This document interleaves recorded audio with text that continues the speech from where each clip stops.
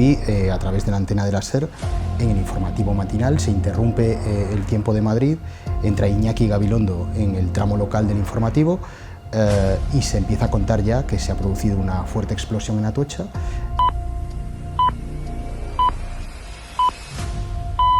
Pero a la actualidad de Madrid se suma una última hora. Iñaki, ¿qué sabemos? Sí, ha habido una explosión hace unos minutos en las vías del AVE. Al parecer no hay heridos, según las primeras impresiones, no hay heridos. Una explosión en el interior de un vagón que al parecer estaba vacío, en las vías del AVE, hace unos cuantos minutos. Ya les daremos más detalles. Son las 8 menos 8 minutos. Recuerdo escuchar al gran Iñaki Gabilondo decir que parece que hay heridos en una explosión en la estación de Atocha. El siguiente balance es, confirmamos lamentablemente que hay muertos. Y recuerdo salir pitando ya de casa con una cifra que en aquel momento me pareció absolutamente dramática, y era una cifra de hay 20 muertos. A las 7:30, 7 menos cuarto aproximadamente, me llamó mi jefe, que en ese momento era Carlos Castro, y me dijo que por lo que había oído en la radio, que por lo visto había habido unas explosiones en la estación de Atocha, pero que las primeras informaciones que estaban dando en la SER parecía que no había habido fallecidos ni había víctimas mortales, que sí podía hacer una gestión. Poco a poco se iba cobrando un poco la dimensión de lo que se iba interiorizando, quiero decir, la dimensión de lo que había ocurrido, ¿no? Y sobre todo ya se empezaba a hablar primero de 10 muertos, después de 20, 30, 40, en fin, iba subiendo el número de víctimas mortales, también el de heridos, de manera exponencial. Las primeras informaciones nos situaban en en un escenario que no tenía precedentes. Habíamos vivido grandes atentados de la banda terrorista ETA, situaciones complicadas en Madrid, pero estábamos ante algo mucho más grande, mucho más importante y de unas dimensiones, ¿no?, que luego se demostró en vidas, pues no tenía precedentes. El 11M fue totalmente distinto, era un silencio sepulcral. Todos los que estábamos en la redacción estábamos con un ojo puesto en lo que estábamos escribiendo y con otro cruzando los dedos para no conocer a nadie que estuviese afectado, repasando mentalmente los conocidos que teníamos que usaban la estación de Atocha o la estación del Pozo o la estación de Santa Eugenia. ¿Quién cometía atentados en España entonces? ETA. Y yo empecé, lógicamente, a hacer llamadas, porque, vamos a ver, el modus operandi de ETA era el siguiente. Si iba a cometer un atentado en el que se podían producir víctimas civiles, siempre, y cuando digo siempre, avisaba. Y todas las llamadas que yo realicé me decían que no se había producido ningún aviso previo. Entonces yo empecé a pensar que esto podía tener un origen de carácter yihadista, porque tampoco estaban tan lejanos en el tiempo los atentados del 11 de septiembre en los Estados Unidos, ¿no? Entonces nos dimos cuenta rápidamente de que era algo diferente. Según avanzaban las horas, todos los indicios apuntaban en otra dirección. 4 bombas coordinadas en trenes diferentes a las 7:30 de la mañana, en trenes cargados de personas que iban a trabajar, a estudiar. No tenía el sello de ETA. Se estaban produciendo una serie de informaciones que eran radicalmente falsas. Al principio podíamos entenderlas como errores, pero luego ya no, eran empecinamiento, bajo mi punto de vista.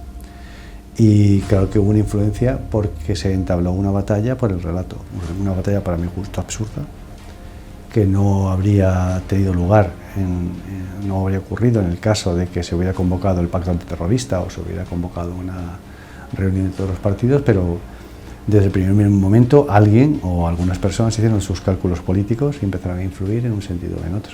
Entonces a partir de ahí se empiezan a suceder una serie de acontecimientos y Aznar cobra un tremendo protagonismo, llamando él personalmente a los directores de los medios informativos, diciendo que él sabía, que él tenía pruebas, que bla, que bla. Aquí en el periódico pues se comentaba que Aznar estaba llamando y que estaba diciendo que era ETA y que era ETA y que había que decir que era ETA. En Radio Nacional hubo muchas movidas en la redacción por cómo estábamos contando el desarrollo de las primeras horas. Radio Nacional tardamos mucho en dar más de 2 o 3 víctimas, cuando era evidente que había 200. Periodísticamente, desde luego, nosotros lo podríamos haber hecho mejor. Sobre todo al principio, las primeras horas, en donde había como una especie de negación de la realidad, de contar lo que era evidente. El sábado a las 3 de la tarde, el sábado 13M, yo termino mi informativo y según salgo de ese informativo en el que nosotros ya abiertamente estamos dando la versión del terrorismo islamista, yo me encuentro con un teletipo en pantalla, 305, 306, Agencia F, cronología de los últimos atentados de ETA. Agencia F, agencia oficial, agencia controlada en ese momento por el gobierno y que difunde ese teletipo a las 3 y 5 de la tarde, justo después de que la cadena SER transmita la información sobre la autoría de los atentados. A mí me caben pocas dudas. Y ahí pues los periódicos tenemos que hacer mucha autocrítica. El 11M es el inicio de las fake news sin tener las herramientas para hacer fake news, es decir, sin tener redes sociales. No hicimos el trabajo como debimos hacerlo, porque o bien porque las presiones fueron tremendas, o bien porque somos humanos y erramos, realmente pues en algunos momentos dimos pábulo a informaciones que luego resultaron que no eran ciertas. Para mí ganó el mal periodismo, ganaron los malos, con unas técnicas bastante arteras, haciendo cosas absurdas, inventándose noticias. En el 90% o más de los medios se tuvo un absoluto respeto por las víctimas, que no se hizo una explotación, digamos, no sé, sensacionalista de aquella terrible masacre, pero en general se respetó. Yo creo que no, y creo que muchas portadas que se publicaron, muchos comentarios, muchas crónicas y columnas que se publicaron en aquellos días tuvieron una intención, digamos, de dudoso rigor profesional, informaciones y bulos que se difundieron a través de portadas de muchos medios de comunicación, y nadie ha salido a decir nos equivocamos, pedimos perdón, que creo que también es un ejercicio de honestidad. Uno puede equivocarse porque quiere o equivocarse por un error. Pero yo creo que fuimos bastante respetuosos, estábamos todos muy impactados.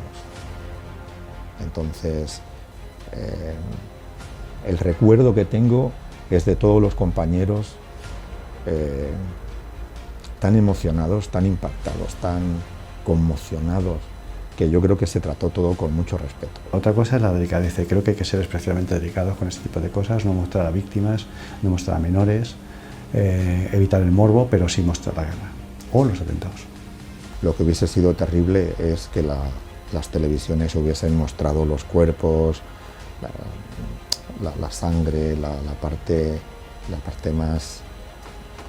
Incluso a mí me parece que es violar su intimidad, el respeto y la emoción, lo que fue la norma común.